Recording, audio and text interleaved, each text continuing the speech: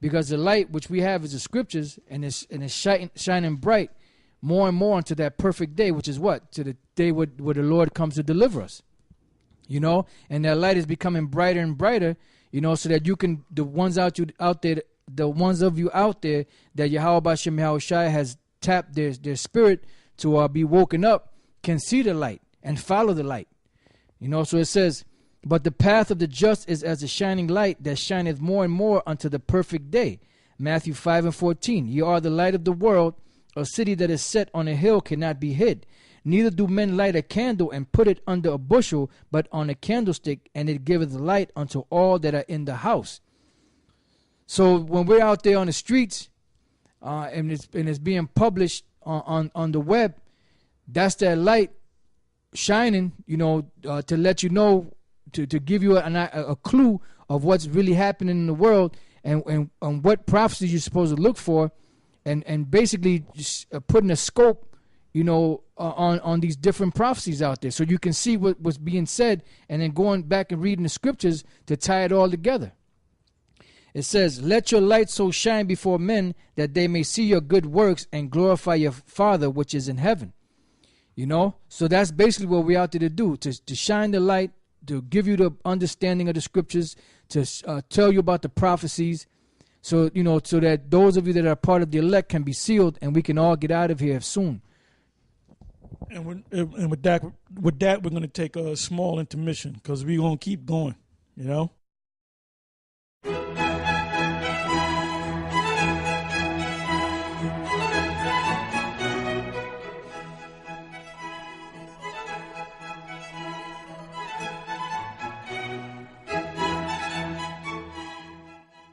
Okay, we're going right back into it. Took a little break.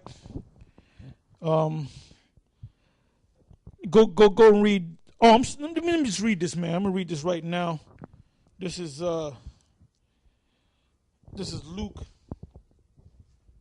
the 16th chapter and the 8th verse. Now, I believe I had mentioned earlier. I did mention G for T and a bad finger on that YouTube page, and they were talking about the mark of the beast, which the average Jake is not going to talk about. You know, Esau and these other nations, they check things out, man, and they discuss things, and they debate things. So they were talking about the mark of the beast. Now G for T, he really couldn't see it, you know. Now, Badfinger, he saw it, man. He basically said, yeah, that's that mark, that's that chip and all that. Then they had another guy that I don't know who that guy was. It sounded like he had an Australian accent, and he was kind of building on it, so to speak. But anyway, you're not going to see Jake talking about stuff like that. You're not going to see the Moors. They're not going to be talking about stuff like that. I mean, they might talk about it now. But Jake is blind, like the scriptures say. Jake is blind, man.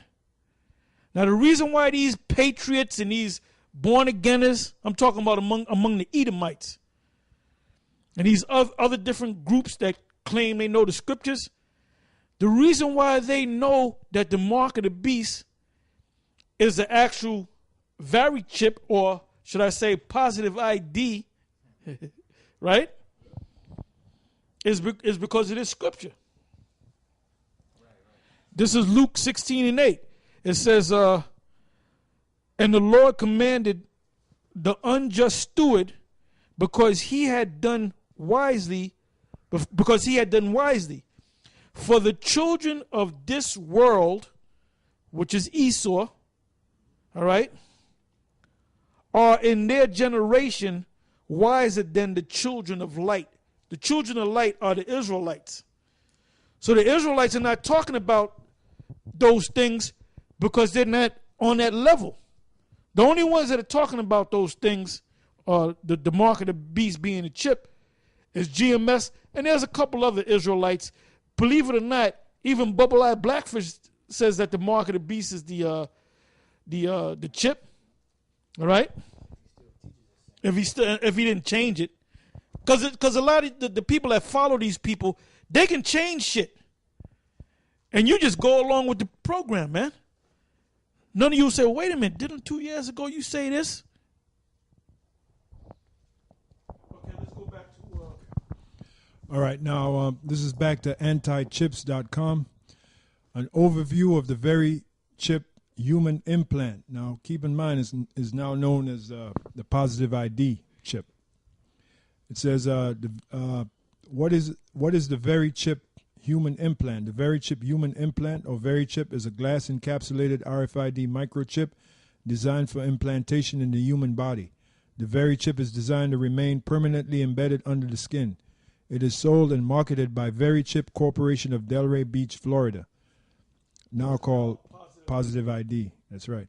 The Very Chip consists of a radio frequency identification, or RFID integrated circuit, aka a microchip, a capacitor, and an antenna wrapped around ferrite core.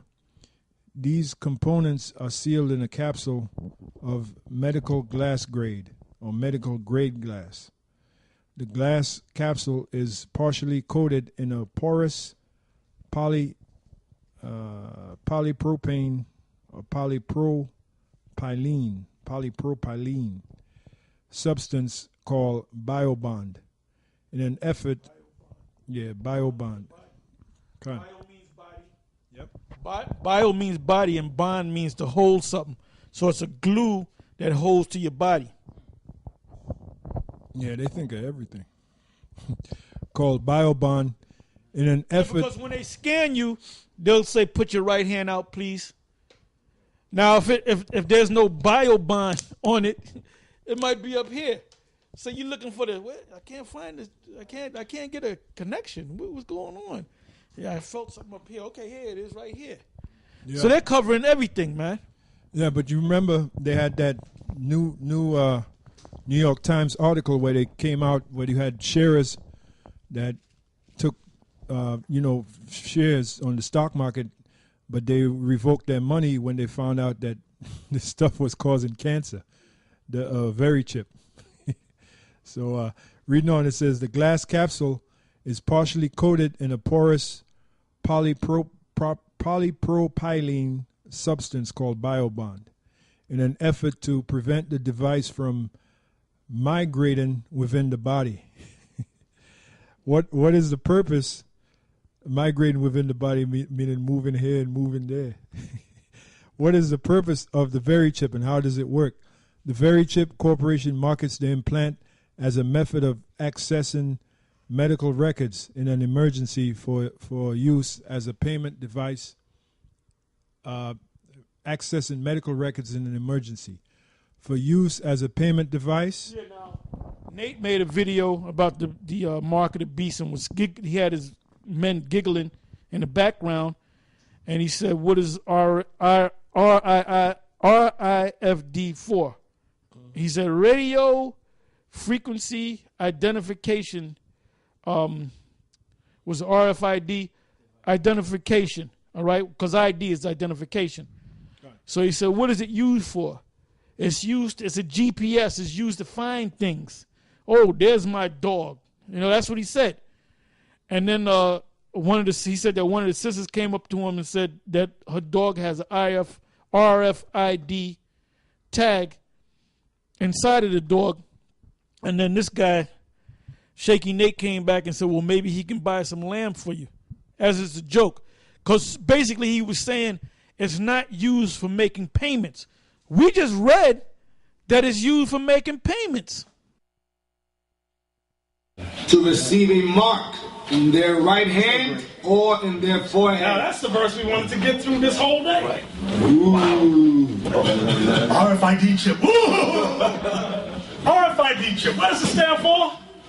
Radio frequency identification. But wait a minute. Did that mention? Read it again. And he calls it all, both small and great, rich and poor, free and bond, to receive a mark in their right hand or in their foreheads. Mm-hmm. Go ahead. And that no man might buy or sell, save he that had the mark. Stop. So the subject is, with this particular mark, you can't buy or sell. Can somebody tell me what a radio frequency chip has to do with that? A radio frequency identification is meant as what? A GPS. To find location. Where's my dog? A sister wrote me and said, my dog has an RFID chip. I said, well, maybe he can go buy some land for you. That's right. Yeah, it says it right here. For use as a payment device. And that links in right with the scripture. You won't be able to buy nor sell save he that has the mark. And if you can't see, hey, if you can't see this, man, and then you dummies that follow these clowns, the hell with you too, because you ain't work. When you go to these classes, you turn your brain off, man. Yep. And you follow these guys like they're God, and we're making it plain to you. That's it. Yeah, I saw one video of Nate. Somebody put a comment. Nate is the greatest speaker. Well, okay, well that's good. Well, that's good. Okay, well that's Maybe good. he is. Okay, well that's good. He might be the greatest just speaker on the might be. planet, but he's a great. You got to add something to it. He's a great speaker of lies. Yeah. Hey, You know? Obama. I'm pretty sure if Denzel Washington Yeah. became a Hebrew Israelite, I bet he'll become the greatest speaker, Yeah, he'll eclipse Nate. the great debater. Yeah. You know. And by the way, Denzel, I was watching something. Yep. Denzel was doing this movie. I think I sent it to you. Yeah. And he was being interviewed by this Edomite chick that he was real rude to this bitch, you know? Mm-hmm. I think it was that interview, but anyway, there was a pit. No, was it? It might have been David Letterman or one of them, but that ain't important. But the thing is, he was talking about when this guy was re-inaugurated. Obama, or it was the first time he was inaugurated as so-called president, and they showed a picture of Denzel sitting down, with his legs spread out, and there were all the seats around him were empty, and he said that he got there 7:30 in the morning, and the parade started at like 1:00. right? So he said, I wanted to get there early, so he laughed at it. And then they showed a picture of him, a still of this guy, Denzel and Obama talking to each other. So the guy said, well, what were you guys talking about? He said, we were talking about owls. Yeah. See, now that went over everybody's head. Yep. Because that owl goes back to what? The Molech, right? Which goes back to, what's that in Sonoma County? The Bohemian Grove, all right? Yep. So he just went over everybody's head that wasn't in the know. I was in the know. Right. Okay? Right. See, a lot of you people are not in the know. So you follow people. See, we don't need to follow. I don't have to have High Priest Ariel's number to give him a call. Because at this point, if High Priest Ariel got back with us, we gotta teach him. Right. That's Hebrews. Was that Hebrews 12? 5 and 12. I'm sorry, 5 and 12. 5 and 12. All right. Ye that teaches, ye need that one teach you again, which is the first oracles